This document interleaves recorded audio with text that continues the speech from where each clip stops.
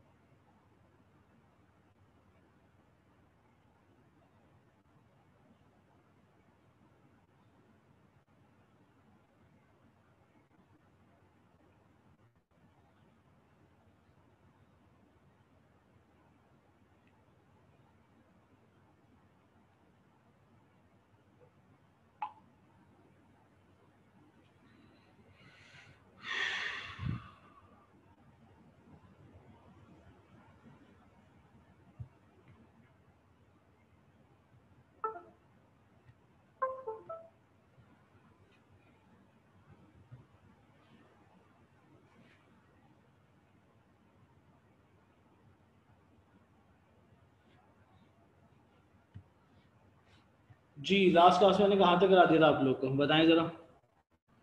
Class शाहाम, Shayan, Umar, Umar भी तो था एक। आज क्लास में मुझे समझ में, मुझे पहले मेरी फ्राइडे क्लास होती है, मेरे पास आया हुआ था।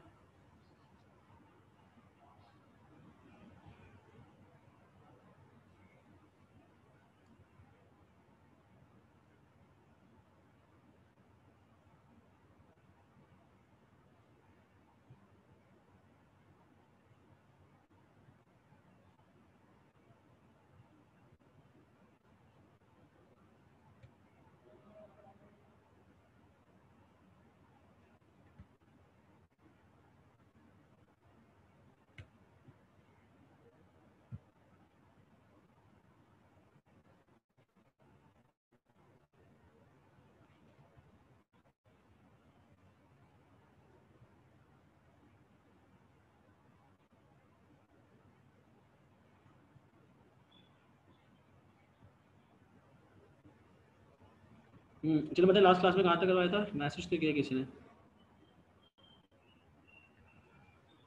यस मुझे भी याद है, होती है, पता नहीं क्यों रास्तों पे शो हो रही है। चलो लास्ट क्लास में कहाँ तक करवा दिया था मैंने, सर बताएं रिजल्टेंट जरा। आया था। रिजल्टेंट वेक्टर का, अच्छा सही है सही है। लॉ ऑफ ट्रायंगल बताया था, लॉ ऑफ पैरेललोग्राम, या हेड टू टेल वो भी बताया, रेक्टेंगुलर कंपोनेंट, ये बताओ कहाँ तक करवाया था। Rectangular component sir. Resultant rectangular component, सही, जिसमें आप कंपोनेंट ब्रेक करते थे, एक्स कंपोनेंट अलग, वाई अलग, और दो जी सवाल भी तो सर। दिए थे, दो जी सवाल दिए सर। थे तुम लोग को। जी सर। मैं स्क्रीन शेयर करता हूँ तो खुल जाएंगे मेरे पास, तो मुझे याद पड़ लेंगे मैंने जो सवाल दिए थे सर। राइट, कौन से 2 सवाल वो नोट 1।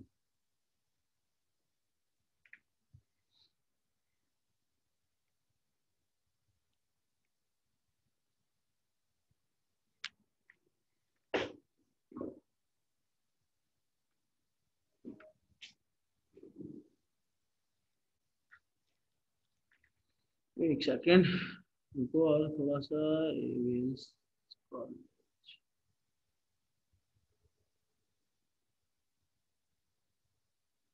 यस, ये 2 सवाल मैंने आपको लास्ट क्लास में दिए थे, जिसको मैं स्क्रीन पे अब शेयर कर रहा हूँ, और वो सवाल आपके पास ये थे।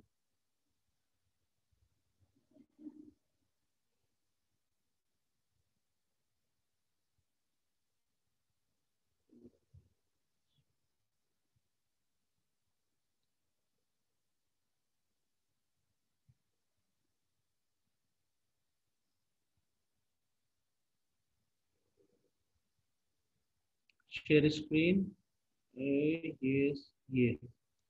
ये 2 सवाल मैंने आपको लास्ट क्लास में दिए घर से करने के लिए। बताएं इसका आंसर। एक वेक्टर ए था जिसका मैग्नीट्यूड था 10, और दूसरा वेक्टर था आपके पास बी जिसका मैग्नीट्यूड था 8 और एंगल बनाता था 50, और मैंने आपसे पूछा था इसका रिजल्टेंट बनाए, क्या आंसर आया है इसका?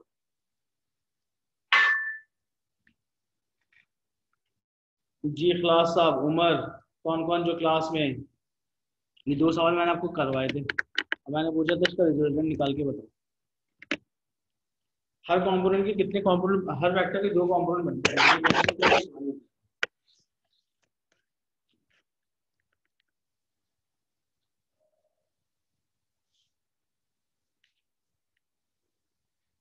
और इसके बिहाफ पे हम इसको सॉल्व करते थे।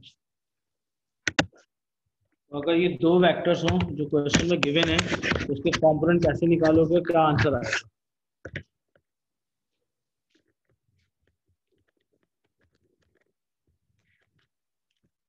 सर सेकंड वाले का रिजल्टेंट मेरा 19.7 आया। सेकंड वाले को, फर्स्ट वाले को,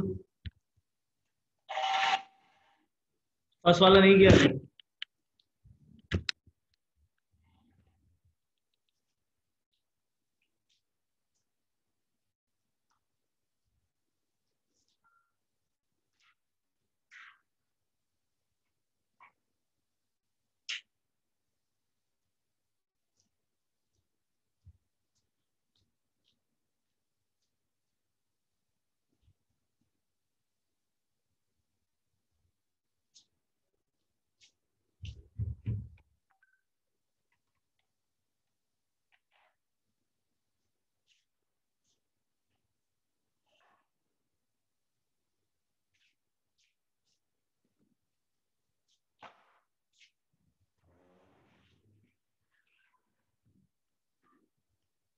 तो ये जो स्क्रीन आपके पास शेयर हो रही है, इसमें आपके पास 2 वेक्टर्स गिवन थे।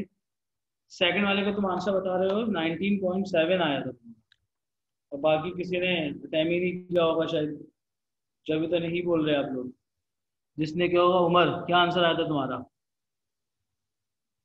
उमर हो गया, शहाम हो गया, शयान हो गया, मुक़द्दस हो गया, इखलास हो गया। क्लास का तो आंसर आ रहा था शायद। तो अगर मैं 1 की बात करूँ जो स्क्रीन पे आपके पास शो हो रहा है, पहला वेक्टर था ए जिसका मैग्नीट्यूड था 10 और एंगल था 30। दूसरा वेक्टर था बी जिसका मैग्नीट्यूड था आपके पास 8 न्यूटन और एंगल था 50। अगर मैं फर्स्ट क्वेश्चन पहले सॉल्व करता हूँ, तो जब मैं फर्स्ट क्वेश्चन सॉल्व करने के लिए जाऊँगा, तो मुझे क्या करना पड़ेगा? आपके पास ये वेक्टर ए है, वेक्टर ए के 2 कॉम्पोनेंट बनेंगे। कितने कॉम्पोनेंट बनेंगे? 2 कॉम्पोनेंट। तो अगर मैं वेक्टर ए की बात करूँ तो उसका पहला कॉम्पोनेंट बनेगा ए एक्स। क्या बनेगा? ए एक्स। और ए एक्स बराबर किसके होगा? ए एक्स बराबर होगा ए कॉस थीटा के। तो ए का जो मैग्नीट्यूड है आपके पास वो था 10, उसका मतलब होगा 10 कॉस 30। अगर आपके हाथ में कैलकुलेटर है तो 10 कॉस 30 की वैल्यू निकालो, मुझे आंसर बताओ। इला से 5 आएगा if I am not wrong. Cos 35 के बराबर होगा शायद, साइन 6 या नहीं, कॉस 30 नहीं, शायद नहीं, 0.866 होता था। निकालें जरा, आपके पास कैलकुलेटर होगा, मेरे पास नहीं है। 10 cos 30 वैल्यू बताओ मुझे। 8.66। कितना आएगा? ए वाई कितना आ रहा है? 0.8.6। एक सेकंड, 8.66। Very good, 8.66। ये आ गया तुम्हारा 8.66। आपके पास ए एक्स, ए वाई, जब मैं ए वाई निकालूंगा मेरा फॉर्मूला बनेगा ए साइन थीटा। उसका मतलब हो जाएगा 10 sin 30। 10 sin 30 जो होता है वो होता है 5.0। ये मैंने ए को रिजॉल्व कर दिया। अब इसी के नीचे बी को रिजॉल्व करूंगा। जब मैं बी को रिजॉल्व करूंगा तो बी के लिए फॉर्मूला बनेगा बी एक्स के लिए। बी एक्स के लिए बनेगा B cos theta. The value of B is 8। Value of B कितनी थी? 8 थी। मैं उसको थोड़ा सा छोटा कर देता हूँ ताकि विजुलाइज हो जाए।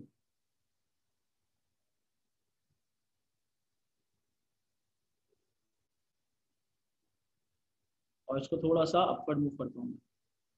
तो बी था 8 और एंगल था 50। मैं लिखूंगा बी कॉस 50। बताओ मुझे आंसर। इसी तरह मैं लिखूंगा बी वाई। बी वाई हो जाएगा बी साइन थीटा के। तो बी का मैग्नीट्यूड था 8 साइन 50। इन दोनों के आंसर मुझे बताएं। 8 कॉस 50 कितना होता है और 8 साइन 50 कितना होता है? सर 8 cos 50 होता है ये वैल्यू आ गई, ये वैल्यू आ गई 5.14। 5.12 और 5.14। 5.14। 14 और 8 5.14 6.128। 6.14 नहीं नहीं सर, 8 6.14। साइन 50 का 6.128 होगा। 8 cos 50 का 5.14 ही है।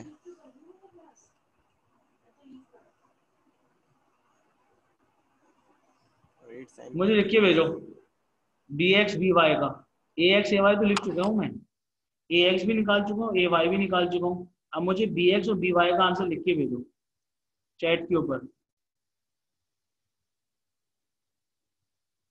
8 cos 50 is 8.14। 8.14 और 8 साइन 50 कितना होगा?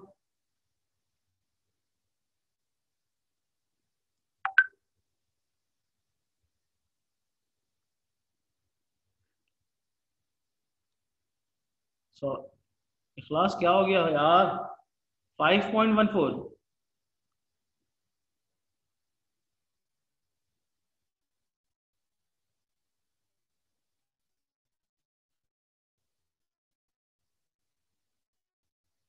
कैलकुलेटर डिग्री मोड में होना चाहिए, रेडियन में नहीं होना चाहिए। उमर चेक करें। 50 इज 6.128 तो 13 हो जाएगा ना। 6.13। ये चार वैल्यूज मेरे पास आ गई। अब इन चार वैल्यूज को सॉल्व कैसे करेंगे? असल बात ये, राइट, ये आपने चारों वैल्यूज निकाल ली। अब क्या मुझे इस डायग्राम में सर 5.14 है, ठीक है, तो 8.14 इज रॉन्ग आंसर। 5.14। अब इस डायग्राम में मुझे वापस आना पड़ेगा। इस डायग्राम में आप अगर गौर से देखो तो ए एक्स कहाँ बन रहा होगा? क्या मुझे आप ए एक्स की डायरेक्शन बता सकते हैं? लेफ्ट होगी राइट होगी? वेक्टर किस डायरेक्शन में था? अब गौर से देखो, मैं डायग्राम बनने के अंदर चेंजेस कर रहा हूँ क्योंकि यहाँ से आपको पता चलेगा कौन ऐड होगा कौन subtract. A x, A x का वेक्टर इस डायरेक्शन में होगा, इस डायरेक्शन में होगा, इस डायरेक्शन में। थोड़ा सा मोटा कर लेते हैं। ये होगा ए एक्स जो मैंने ग्रीन से बनाया है। और बी एक्स किस डायरेक्शन में होगा? बी एक्स भी दिखाता हूँ मैं तुम्हें। बी एक्स जो होगा वो इस डायरेक्शन में होगा। इसको मैं ग्रीन से बनाता हूँ। क्या ये बात समझ में आई? इसका नाम होगा ए एक्स, इसका नाम होगा बी एक्स। पहले मुझे बताओ क्या ये बात समझ में आई? बी एक्स लेफ्ट की तरफ है और ए एक्स राइट की तरफ है। क्यों है ऐसा? क्योंकि ये जो वेक्टर था इसका एरो ऊपर की तरफ था। तो जब एरो ऊपर की तरफ होगा तो कंपोनेंट जो बन रहा होगा वो आपके पास, कंपोनेंट जो बनेगा उसी एक्सिस में बन रहा होता था। उसका मतलब बनेगा अगर बी एक्स आपके पास लेफ्ट की तरफ है तो ए एक्स राइट की तरफ होगा। ये बात किस किस को समझ में आई? पहले मुझे ये बताइए। ए एक्स बनेगा राइट की तरफ, बी एक्स बनेगा लेफ्ट की तरफ, और एरो मैंने इस तरह से बनाई। इसी तरह अगर मैं आपके पास ए वाई की बात करता, ए वाई, तो ए वाई किस डायरेक्शन में बनेगा? ए वाई बनेगा टॉप की डायरेक्शन में। ए वाई का मतलब होगा, ए वाई बन रहा होगा आपके पास टॉप की डायरेक्शन में। ये सर स्क्रीन शेयर नहीं हो रही है आपकी। स्क्रीन शेयर नहीं हो रही, होल्ड करो, एक मिनट स्क्रीन शेयर करा, शेयर स्क्रीन, हो गई स्क्रीन शेयर। ये देखें, ये जो मैं रेड से बना रहा हूँ इसका नाम होगा ए वाई, क्योंकि आपका वेक्टर ए जो था वो इस डायरेक्शन में था, तो इसका मतलब होगा इसका कंपोनेंट एक्स एक्सिस में ये बनेगा,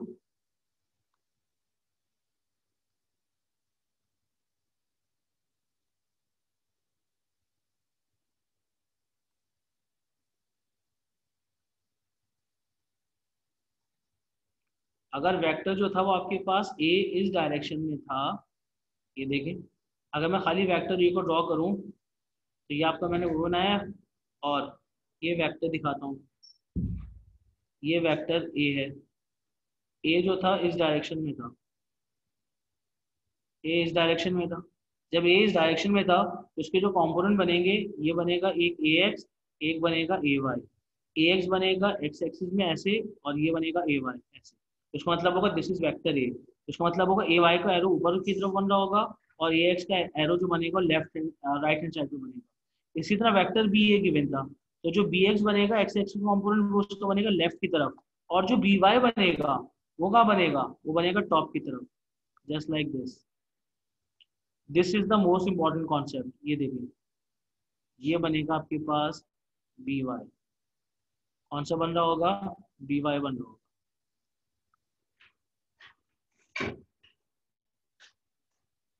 इसका मतलब होगा ये बनेगा बी वाई, और ये बनेगा बी एक्स, ये बनेगा ए एक्स, और ये बनेगा ए वाई और बी वाई दोनों टॉप की डायरेक्शन में हैं। तो इसलिए रिजल्टेंट का वाई निकालने के लिए आप ए वाई में बी वाई को ऐड कर देंगे। ऐड क्यों कर रहा हूँ, क्योंकि दोनों की डायरेक्शन क्या है, सेम डायरेक्शन है, दोनों की डायरेक्शन सेम थी, इसलिए मैंने ऐड कर दिया।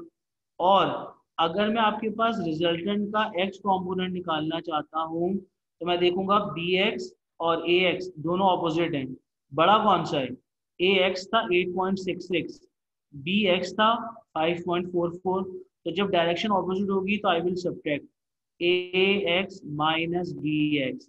मैं सब्ट्रैक्ट क्यों कर रहा हूँ, क्योंकि मैं लिखूंगा ऑपोजिट डायरेक्शन, अगर डायरेक्शन ऑपोजिट होगी तो हमेशा सब्ट्रैक्ट करेंगे, डायरेक्शन सेम होगी तो हमेशा ऐड करेंगे। इसका मतलब होगा जब आपको रिजल्टेंट का वाई कॉम्पोनेंट निकालना होगा तो फिर आपको ए वाई के अंदर बी वाई को ऐड करना होगा।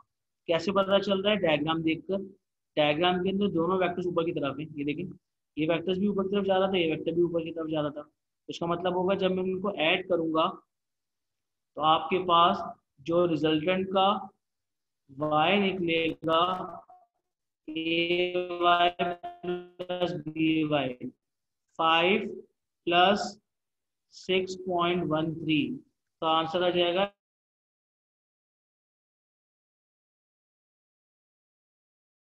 सब्ट्रैक्ट करना था, तो ए एक्स की वैल्यू थी आपके पास 8.66 -4, तो 8.66 में से 5.14 सब्ट्रैक्ट होगा तो बचेगा 3.5।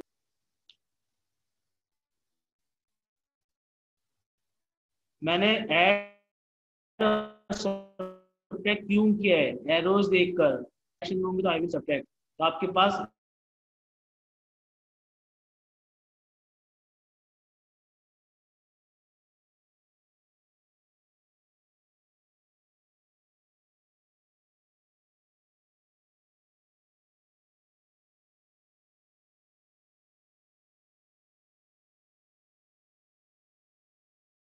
मौजूद है नहीं मौजूद मुश्किल रहता है। जी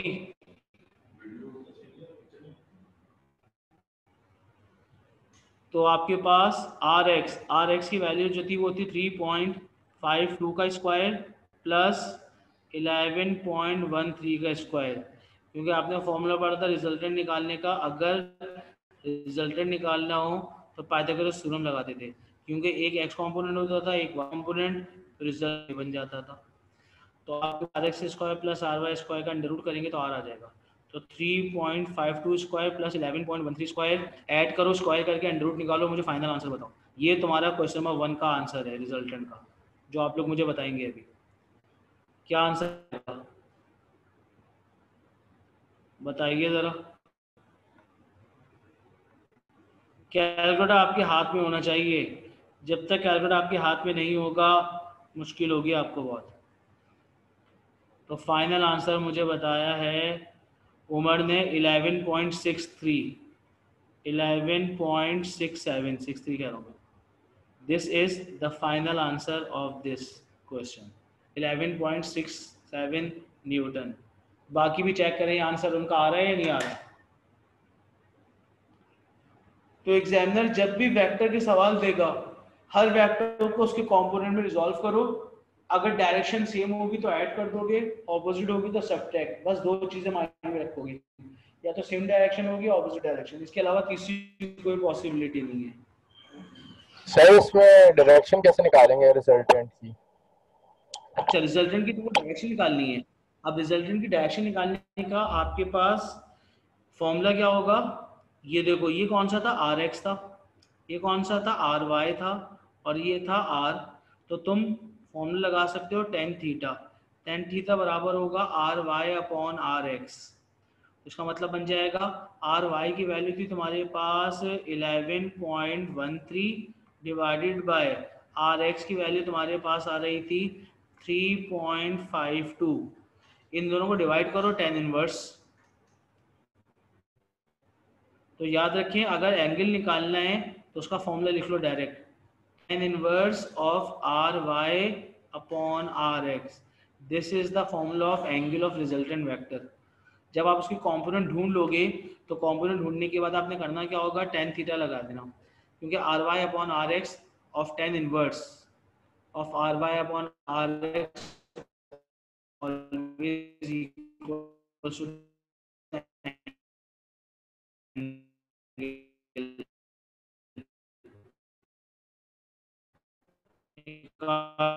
टू कितना आर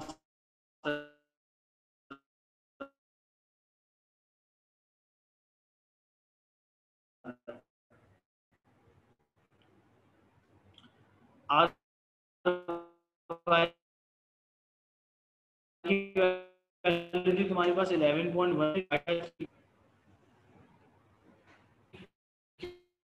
क्या आंसर आया बताइए।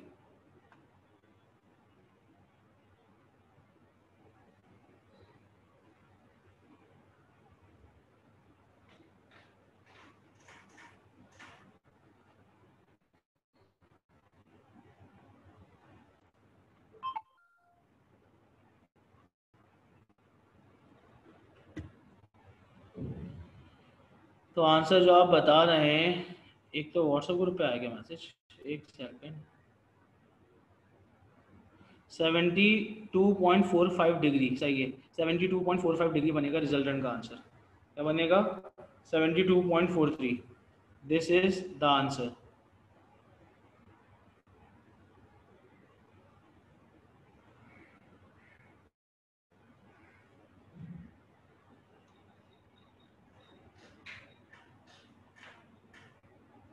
क्या ये बात समझ में आई?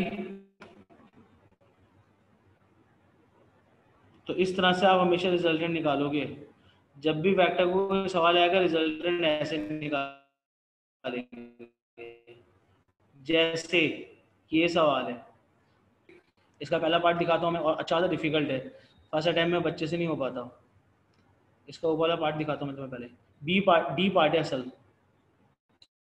असल तो पार्ट डी है सवाल में, अगर मैं शुरू से दिखाता हूँ।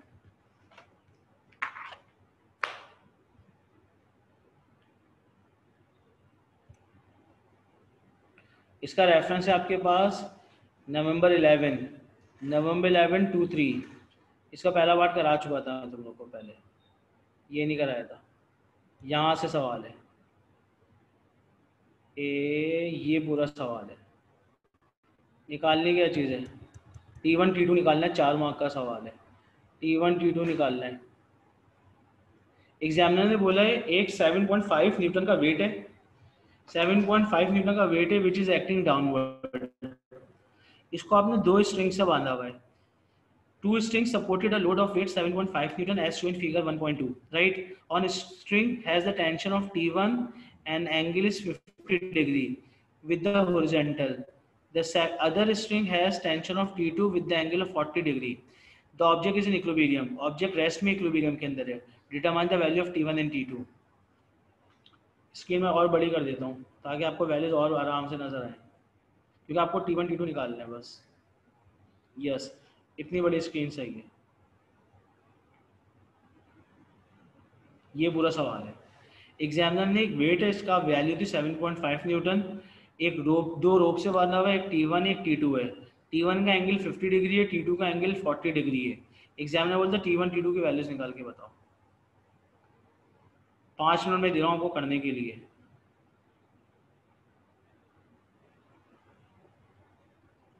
राइट, बिल्कुल उसी पैटर्न से होगा। एक टेंशन के 2 कंपोनेंट बनेंगे, एक बनेगा x कंपोनेंट, एक बनेगा y कंपोनेंट। अगर T1 है तो T1x T2y, T1x T1y, T2 का नाम बनेगा T2x T2y। फिर दोनों के x कंपोनेंट देखना सेम डायरेक्शन में होंगे तो ऐड, ऑपोजिट डायरेक्शन में होंगे तो सब्ट्रैक्ट। करें इसको अपनी कॉपी के अंदर। 5 मिनट में दे रहा हूँ आपको करने के लिए।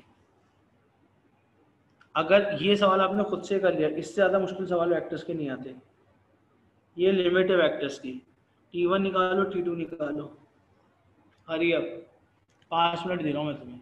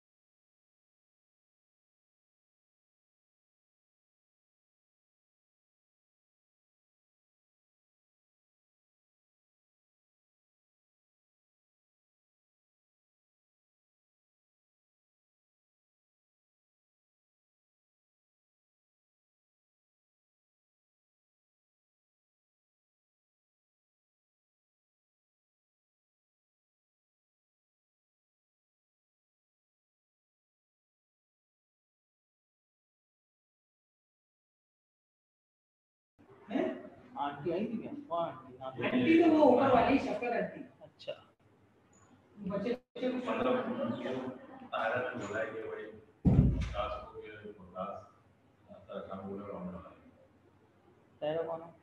इस वर्ष कोर्स टीचर नहीं तो वो कौन है आंटी? अपना काम करो तभी करती है वो अपना बैठा हुआ जी है सर।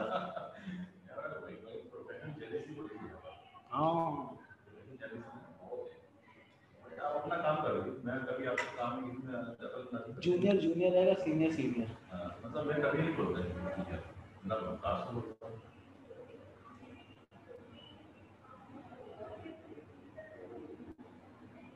जी हुआ कुछ? व्हाट्सअप करें तस्वीर मुझे अगर कर लिया आपने तो। टाइम तो क्योंकि हो गया आपका करने का, जितना मैंने टाइम दिया था उतने मिनट में हो जाना चाहिए था। कुछ तस्वीर वगैरह बनाएंगे?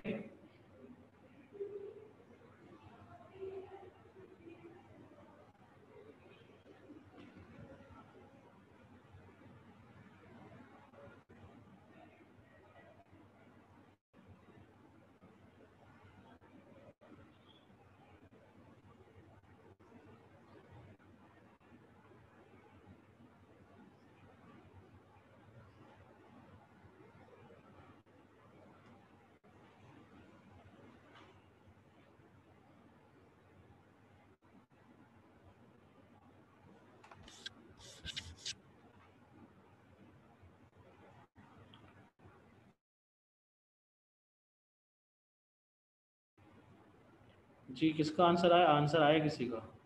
Sir air I use law using vector triangle method, सही है क्या? Sir I use law of using vector triangle method. Answer बताओ मुझे, आंसर से पता चलेगा मुझे सही है गलत है। इट्स अप टू यू, कुछ भी हो सकता है। अगर आपने मेथड में कोई गलती नहीं की तो कोई मसला नहीं है।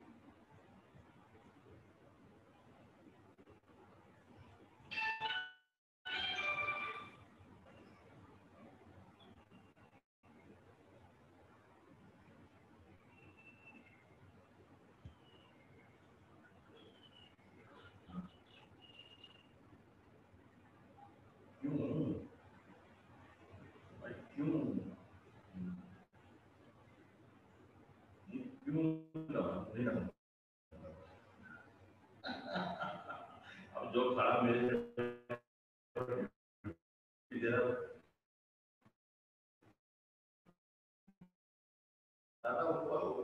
अरे नहीं करनी भाई आप नहीं लगा तो ऑलरेडी नहीं आऊंगा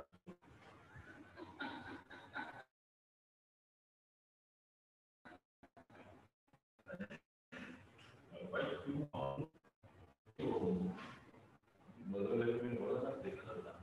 किससे बोल रहा था? मजहर?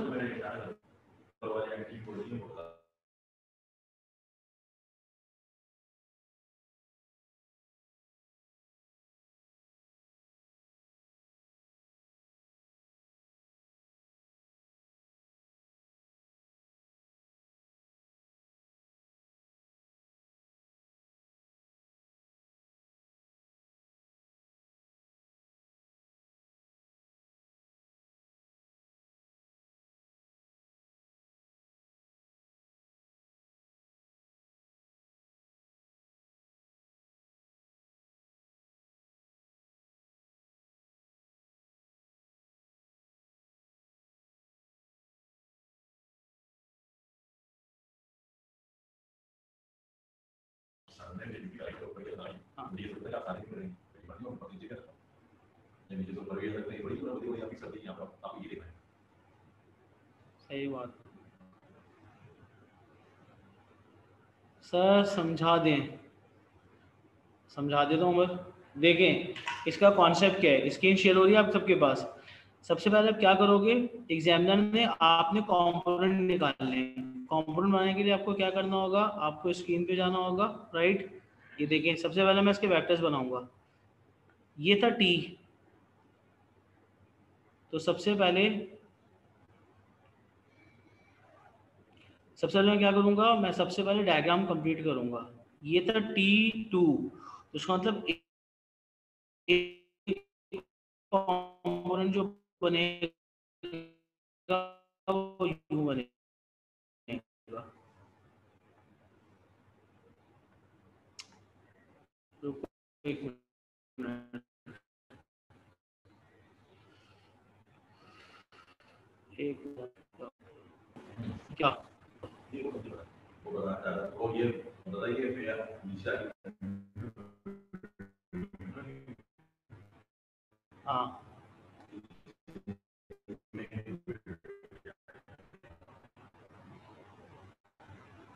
सवाल करने में ना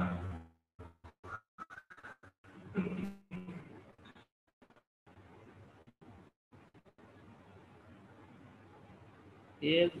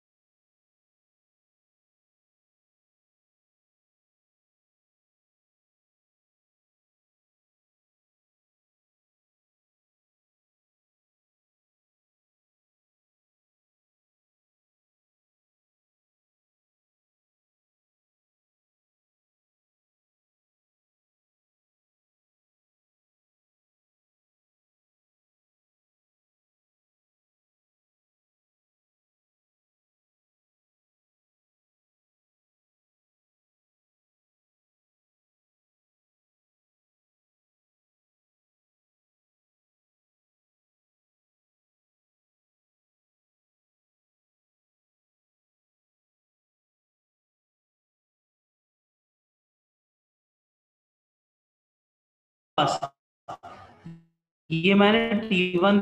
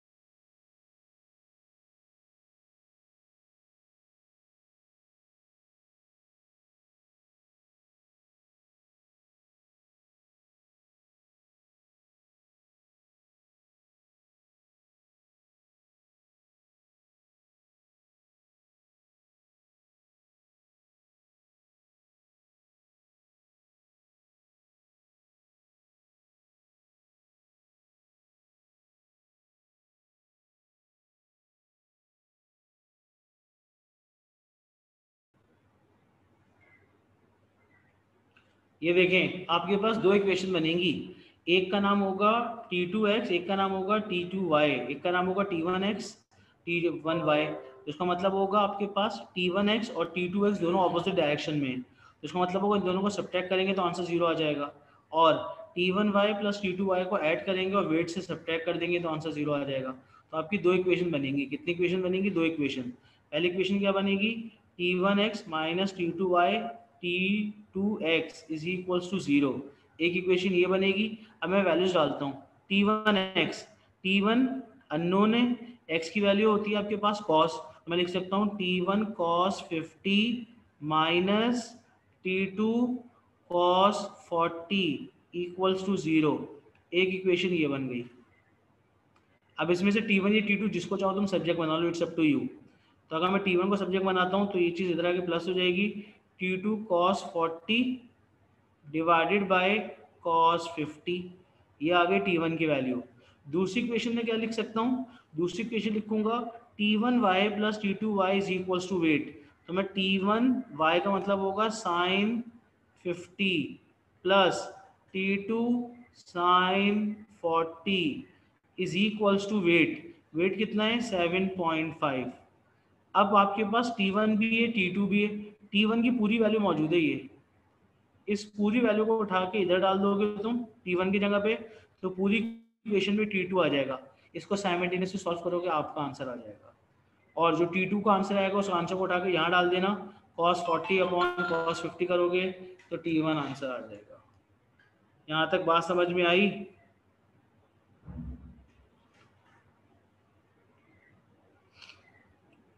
राइट, रखें बस इसको यहीं तक। मेरी आगे भी दूसरी क्लास है, इस सवाल को सॉल्व कीजिएगा। ना हो तो मंडे को तो मेरी आपके साथ डबल क्लास है ना, और मेरी से इंशाल्लाह स्कूल में होगी क्लास मंडे से, तो फिर मैं क्लास के अंदर ही और एक्सप्लेन कर दूंगा। मगर ये बहुत इंपॉर्टेंट सवाल है और इससे ज़्यादा मुश्किल सवाल पेपर में आया नहीं है। ट्राई कीजिएगा, मैंने ट्राई करा। आपको क्वेश्चन, मेरे पास कैलकुलेटर नहीं है, मैंने इक्वेशन बना दिए हैं। अब आपके पास दो इक्वेशन बन गई, साइमल्टेनियसली सॉल्व करना है। आंसर बता दूं क्या आपको? अगर आप बोलते हैं सर ये क्लास में कराते हैं। हाँ बोलो बोलो। सर हम लोग ऐसा नहीं कर सकते कि T1 T2 के बीच में एंगल निकालें, फिर लॉ ऑफ पैरेललोग्राम लगाएं और फिर वो एक ट्रायंगल बनाएं और उससे सॉल्व कर दें?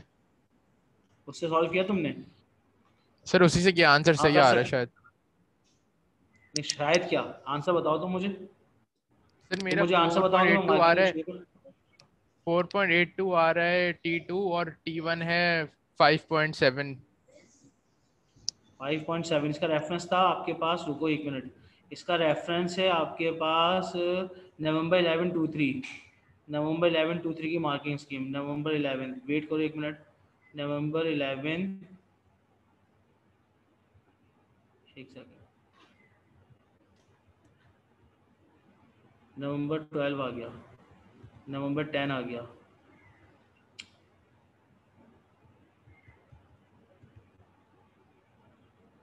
फाइव 5.7 और 4.8 ये आंसर है। नहीं एक सेकंड, ये तो बी पार्ट था, सी पार्ट इससे थोड़ा सा नीचे है। ये तो हॉरिजॉन्टल वर्टिकल था। आंसर तुम्हारे पास आ रहा है T1 का। T1 का आंसर है तुम्हारे पास 5.7। T1 ये आ रहा है आपके पास।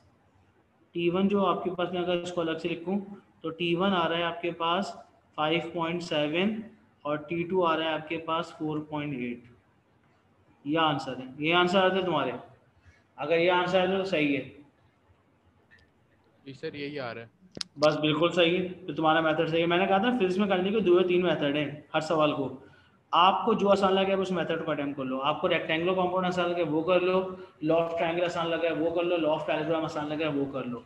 मेरा काम है तीनों मेथड सिखाना। अब इट्स अप टू यू, जो मेथड तुम्हें आसान लगे उसको अटेम्प्ट कर लो। कोई मेथड लेंथी होगा, कोई मेथड शॉर्ट होगा, किसी को ये आसान लग रहा होगा, किसी को वो आसान लग रहा होगा। It's up to you, right. वैसे मैं क्लास में कराऊंगा, अगली क्लास में जैसे और सवाल। ठीक, चले रखें यहीं तक। ओके जी, खुदा हाफिज़।